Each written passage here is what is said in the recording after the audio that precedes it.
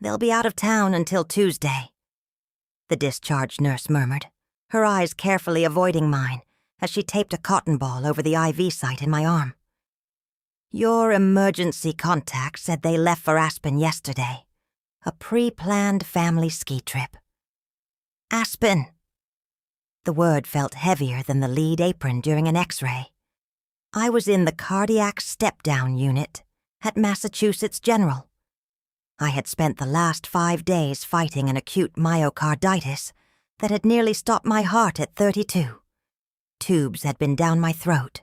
Monitors had beeped a frantic rhythm for my life. My phone sat face down on the rolling tray table. It hadn't buzzed once. No calls from my mother. No frantic texts from my younger brother, Tyler. "Natalie, my name is Chloe, and while I was learning how to breathe without searing pain, my family was posting Instagram stories of fresh powder, hot toddies, and grinning selfies with the hashtag #FamilyVacay. I stared at the sterile white ceiling tiles and felt a profound, absolute silence settle in my chest. It wasn't the first time they'd chosen their convenience over my existence. I paid the mortgage on the sprawling colonial in Wellesley, where they all lived. I covered the property taxes. I handled the endless repairs on Tyler's vintage Mustang. I was the responsible one, the fixer, the bank. And when I collapsed on the kitchen floor, clutching my chest, they hadn't called 911 immediately. They had debated if I was making a scene to ruin their trip packing. I drove myself to the ER. On my final night in the hospital, an older night nurse leaned close while checking my vitals. She looked at the empty bedside chair, then at me. "Honey, you shouldn't be navigating this alone." I almost laughed. I wasn't alone. I had clarity. A cold, surgical precision was taking hold of me, stronger than any medication they'd given me. 2 weeks later, I signed my own discharge papers.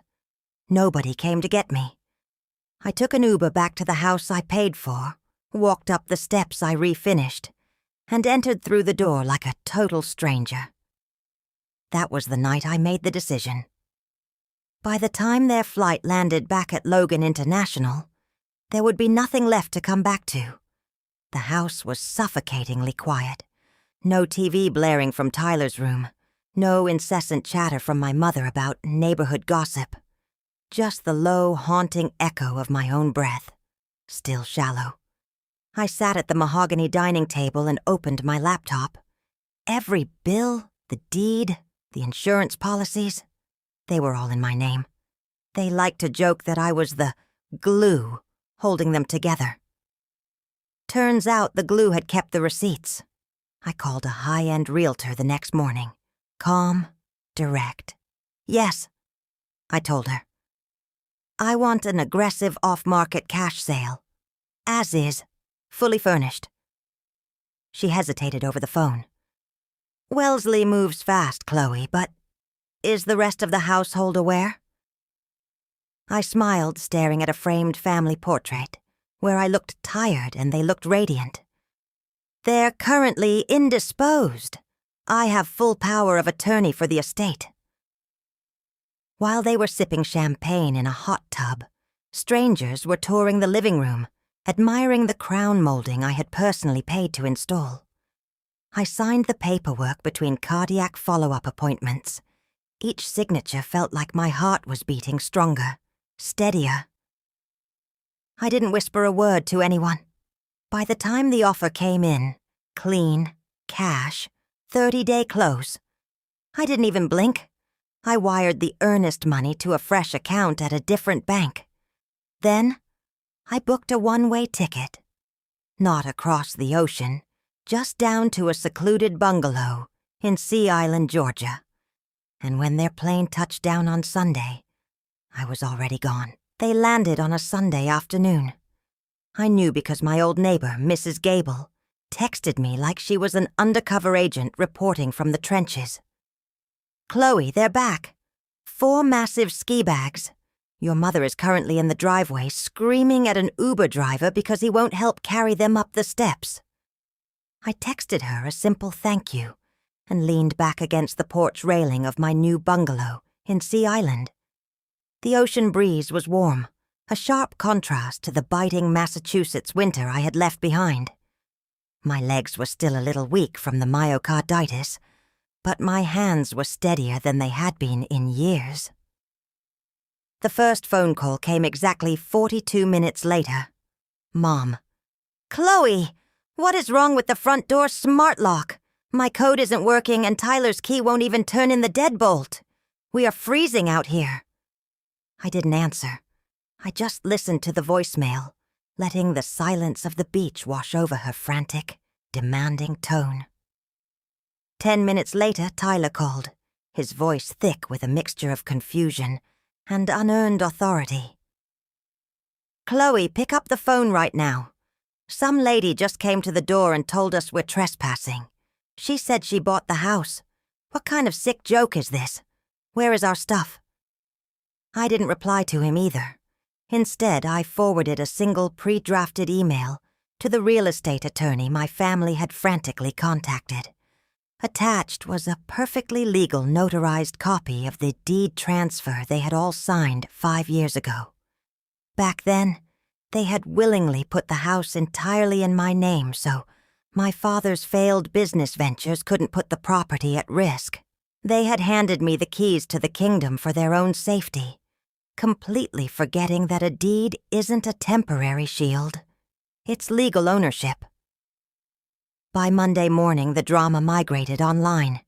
Since they couldn't get into the house, they checked into a local hotel and immediately began filming TikToks and Facebook reels, painting themselves as victims of a sudden, malicious betrayal. My mother was fake crying into the camera, talking about how her unstable daughter had left them homeless after a family vacation.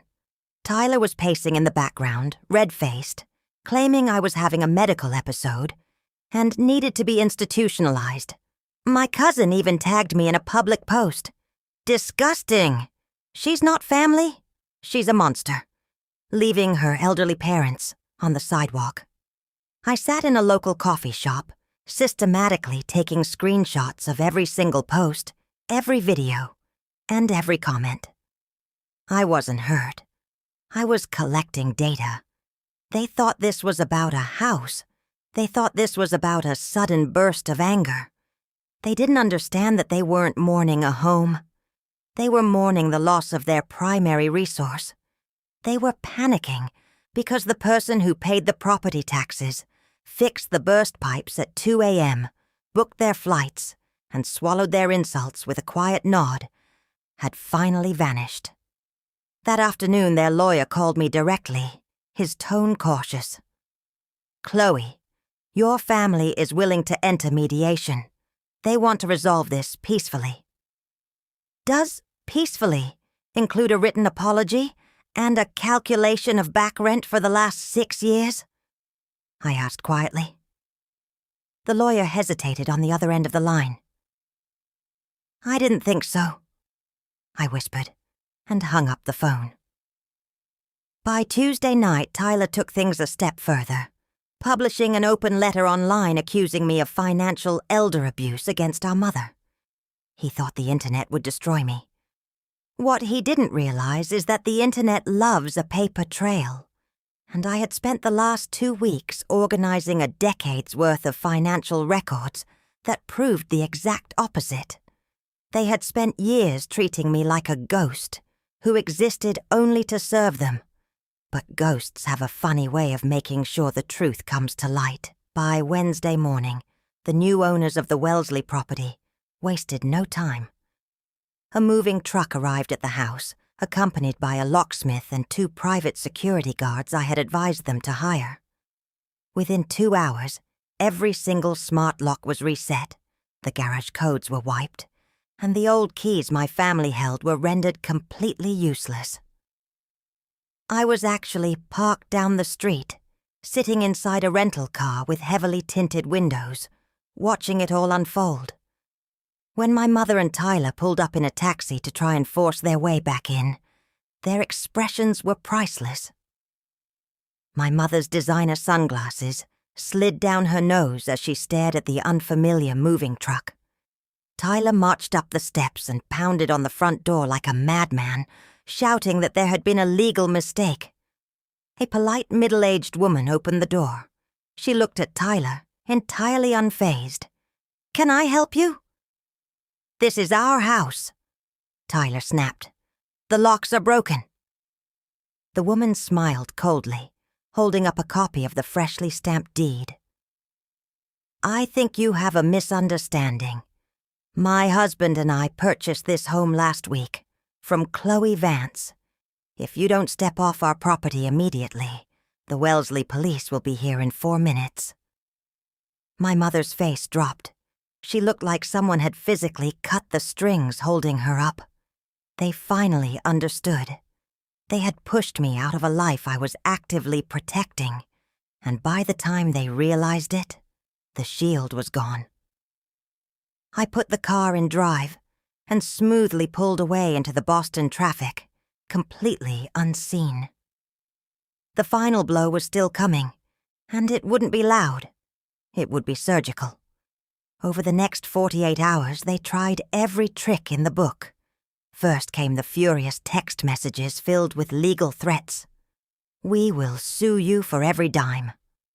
We will expose you to the press." When that didn't work, the text shifted to agonizing guilt trips. "We raised you. We gave you everything. This is how you repay your family." But I had heard those exact lines my entire life. I remembered hearing them when I was 12 and forgot to iron my father's shirts. I remembered them when I was 21, paying their credit card bills while they complained that I wasn't doing it with a smile. This wasn't new behavior. It was just louder because their bank account had walked out the door. They managed to find the address of the temporary luxury apartment I had leased downtown. Tyler showed up, banging on the heavy oak door for 15 straight minutes, shouting my name until the building's concierge stepped out of the elevator with 2 armed security guards and threatened to have him arrested for stalking and harassment. That was the last time they ever came near me in person, because the very next morning, my final trap snapped shut. They had spent years taking lavish vacations, buying high-end ski gear, and funding their lifestyle using a secondary credit card tied to my business accounts. They assumed I would just absorb the cost, like I always did. What they didn't know was that 2 months before my collapse, I had quietly sat down with a high-stakes tax attorney specializing in corporate fraud. Listing me as their financial dependent on their tax returns, while simultaneously draining my business accounts under false pretenses, wasn't just lazy. It was federal fraud. The official IRS audit letters hit their temporary hotel mailbox on Friday afternoon. I didn't need to see their faces to know the exact moment they opened them.